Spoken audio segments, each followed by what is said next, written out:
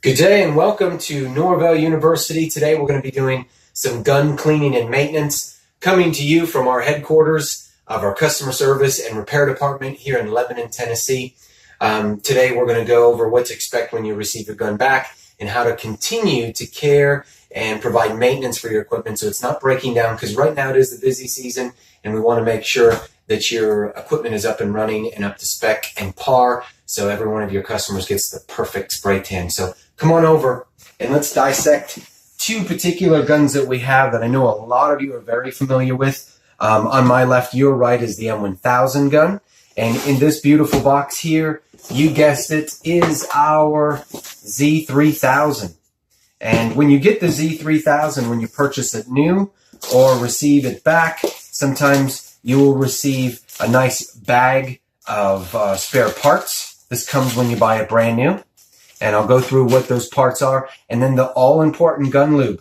Make sure that you keep these items together and try to keep them in the box and a storage area so you can always refer back to these, because you're going to need them weekly and you're going to need them daily and you're going to need them monthly. So let's go through what to expect and what to do. Both guns, the process we're going to go through is identical. So I'm going to move the M1000 gun out of the way so we can focus on the Ferrari, the Mercedes, the #1 gun in the industry. I don't know how many straight years because of its balance and atomization capabilities. This is the Z3000. If you've not used this gun, you are missing out. Make sure that you try this and or buy this. This is what the spray tan technical professionals, specialists, and ambassadors use on a daily basis. So let's do this. Let's go through what to do on a daily basis. Every day after, even if one spray tan was attempted, daily, we want to take and remove the cup. You want to pour out and clean out, rinse out this cup so it looks brand new, just like this, making sure the rim is free from any debris and or solution and the cup itself. And sometimes it's nice just to lay a rag or a towel out after you wash the items and let them drip dry. So after you've cleaned this out, what we want to do is we want to tilt the gun upside down and do a little inspection. We want to make sure, first of all, that the gasket that is right here that you see is in perfect tack. There's no crimps, bends, cuts, or folds, because anytime there's a deviation in this white gasket, it'll allow air and, of course, then solution to backfeed through the threads, and then you get dripping coming down your cup. So what you want to do on a daily basis after you rinse that cup out is you want hot water to be going down the dip tube. And as it's going down, we want to depress or pull back the trigger all of the way. While this water is coming through the dip tube or straw, you'll then notice the hot water exit through the front spray tip of the gun. Do that for just a few seconds, making sure that you're rinsing all of this area out with water so you don't have any remnants, debris and or solution buildup in that area. And then I want you to flip the gun right side up, pull the trigger back again, give it a little shake, turn the gun upside down, allow that hot water or warm water to come back through again while you're pulling the trigger back, and it is pouring out the front or squirting right out the front tip. And we're going to do this 3 times. Shake, and then hot water again through the front. And after the 3rd time, you'll notice while pulling this trigger back and shaking it, that only fresh and or clear water is exiting the dip tube. And that means that we've flushed the entire gun out with any remnants in solution. Because remember, this is sugar. You don't want this stickiness building up. And then it'll also create small little salt, sugar cube remnants that clog up the gun and will make sure that it doesn't spray right. So this is important to do. Even if you did 1 spray during the day, this literally, guys, takes 1 minute to do.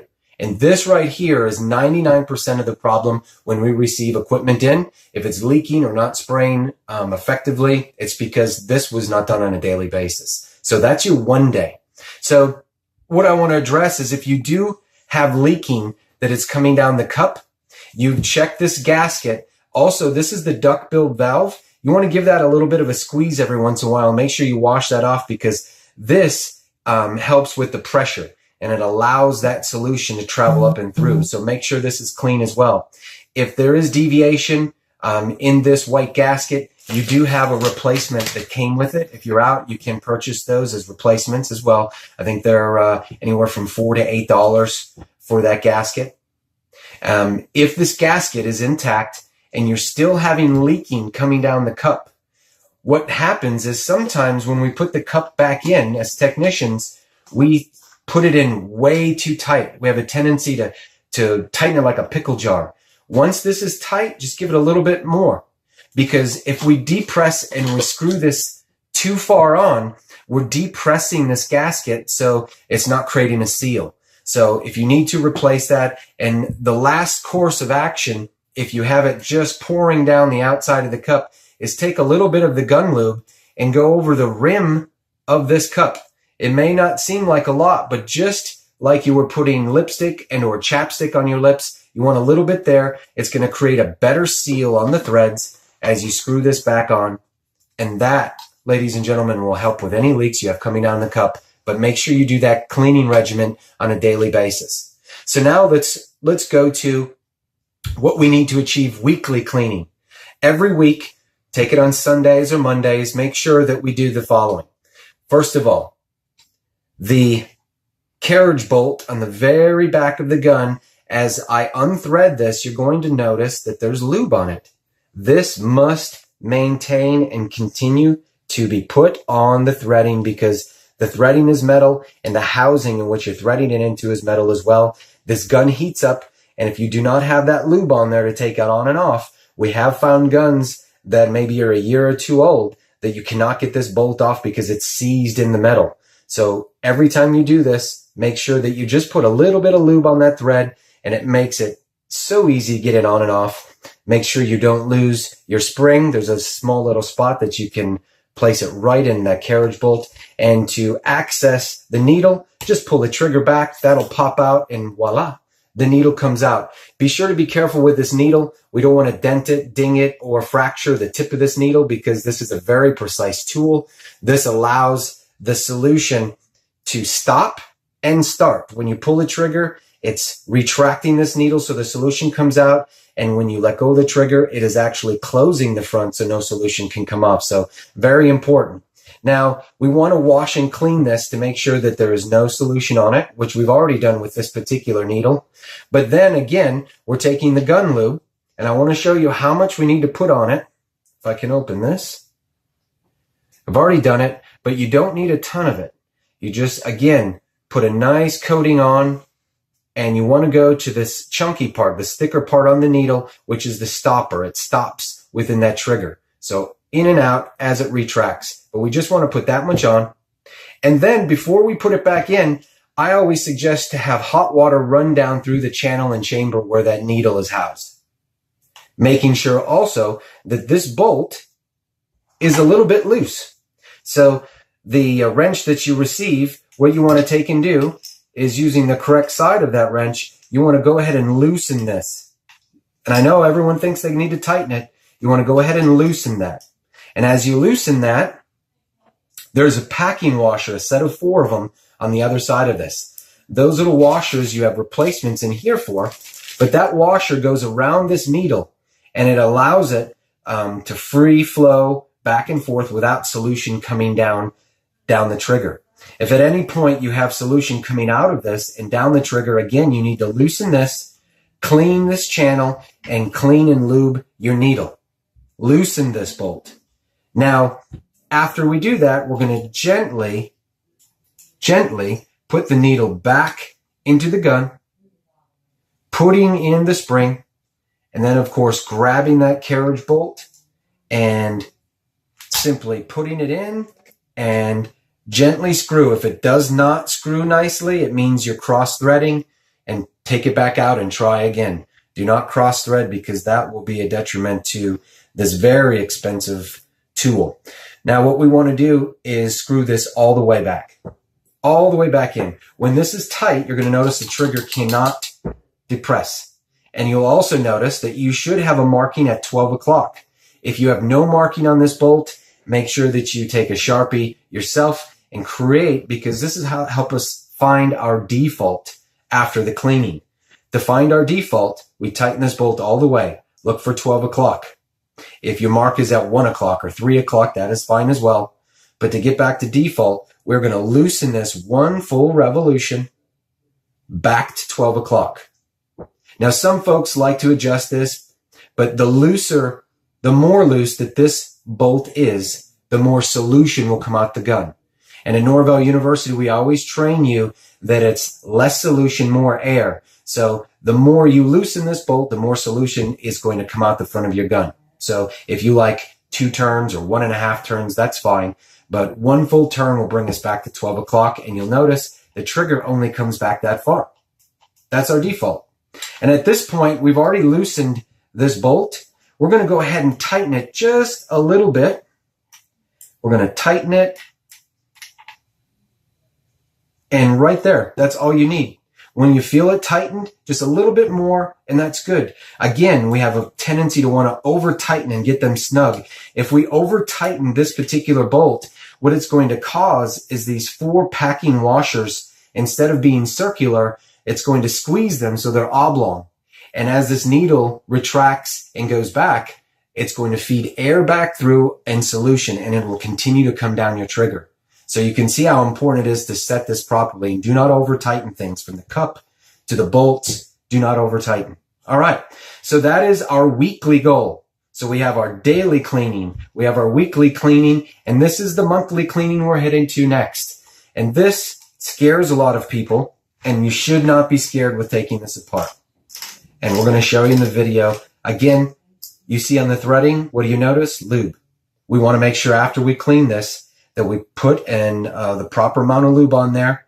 You don't want to over lube it so it gets gunky and there's lube all over the place, but just enough so the threading comes on and off easily. Here's the air cap and the air cap ring. And then also inside here, we have something that looks kind of like the size of a 50-cent piece. And there's 2 sides to this. These dimples can be up or down. Every time we're going back in, we'll show you that you have to have these dimples up. And there's also 2 placeholders on the 12 and 6 o'clock of this particular piece. And this is critical. You have to put this in properly for the gun to work. Also inside here, you're going to notice a spring. You don't need to take the spring out unless you definitely want to, and it's okay if it does come out. But what we're trying to access is the spray tip. And you can see there's 2 grooves in this, and you want to get a good hold on this and just take this right off. And I refer to this as the Tin Man's hat. You'll find out here in a second. It kind of looks like the Tin Man's hat when this comes off. And again, be very, very careful with this, because on the other side of this, you're going to notice the needle is there. And you can do this after you take the needle out if you'd like. You don't have to have the needle in. Some people prefer to have the needle out when they're doing this. It's completely up to you. But you'll notice as we set this down on this Tin Man's hat or the spray tip, there is a small gasket. You want to make sure to maintain that gasket. Do not lose it. You can keep it right on there, but you want to go ahead and wash this with hot water. And as you wash this with hot water, you're also going to want to have wooden toothpicks. Wooden toothpicks to pick the inside in and around where this hole that the needle closes and opens. And you wouldn't think it is that precise, but that little hole has got to be cleaned out with a wooden toothpick. If you use something metal, you will scratch and score it and deflect the spray. The spray will not come out properly, so make sure you're using a wooden toothpick. Some people have told me the new denture and teeth cleaners that have the little rubber ends on them are a good idea as well, because that is plastic and rubber, and you can use those as well to clean that out. And if you've got those, wooden toothpicks seem pretty cheap, and everyone has those in a pinch. But those are 2 options for you. But once you clean this out, what I want you to do is look through it with your eyeball up to the light and make sure that you see the complete circle. So just like a telescope, look through this hole up at the light, making sure that you've cleaned any residue or hardened sugars that may have presented themselves in there. And believe me, they're little microscopic balls that have hardened, and they'll clog up this area. So very important. So now, after we've done all that, and we've cleaned and rinsed all of this out and made it look brand new and pretty, we're going to go ahead and put this back on and just be nice and gentle with it. And again, this is something that people want to over tighten. And when we get these in, sometimes it is so difficult to get this off because people really torque this on, and you do not want to do that. So as soon as you feel it tight, just a little bit more snug, and you're good. Because that seal that's under it, that black seal, is there so you don't have to over tighten it. So now back goes the spring. We'll just push that down there. And some springs will stick out, and that's fine. It just makes it a little bit more difficult to get the rest of these pieces on. But you can see the little dimples here, north and south. There's small little holes here that these are going to go right into. So in dimples, these little dimples have to be up, remember. So what I like to do is I'll just push this down and use 2 hands, keep that depressed, and then I'll push this down as well. So I'm applying pressure to push this down. It makes it much easier. Then I use my index finger as I continue to push it down, and then just simply twisting this back on, making sure again that we do not cross thread it. And there it is. And that lube makes the threading so easy to get these back on. Now what those dimples did up is it allows this to move and lock into place. If you did it incorrectly, this will just spin without you hearing this locking into place. So, and we try to spray, of course, linear. We don't want to keep it like this. That's if you're spraying horizontal. And this is if you're contouring. And this is our setting for a linear spray. And again, this is the 3-part section of how to maintain, clean, daily, weekly, and monthly. If you've got any questions, be sure to always call our customer service care department at 888-829-2831. And please put your comments below, if you have any, on social media, and call us with anything you need. Thank you from Norvell.